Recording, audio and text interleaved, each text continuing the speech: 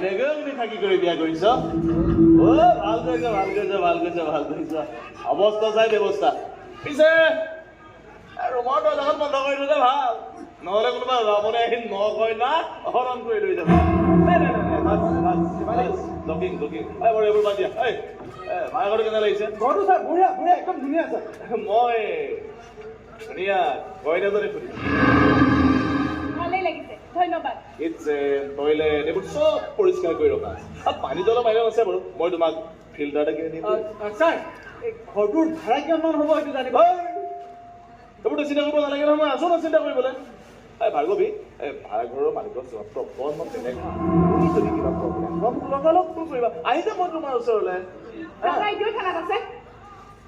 তোমাৰ দাদাই বোলে মন্দিৰৰ লগত কিবা বুজাবুজি কৰিছে মন্দিৰত মাতি লৈ গৈছে ভাৰ্গৱী তুমি ফ্ৰেছ হৈ যোৱা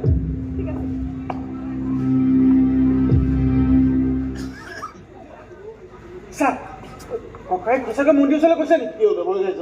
নহয় মানে মন্দিৰ মানুহ যদি ইয়ালৈ আহি পায় তহঁতৰ এই ভাড়াঘৰটোৰ কথা মোৰ বাহিৰে আন কোনেও নাজানে তাক ডাইৰেক্ট জেলত পঠাব নোৱাৰিলো কি হ'ল তাক ভনীয়ে ঘৰত সি নিবিচৰা ল'ৰা এটাক তাত মই দি দিলো আৰু তাক প্ৰেয়সীৰ লগত মোৰ বিয়া মুঠতে সিংহৰ অহংকাৰ ভাঙি এইবাৰ মই চুৰমৰ কৰিমেই মনৰ নতুন ৰজা ঘোষণা হ'ব মই দ্য টাইগাৰ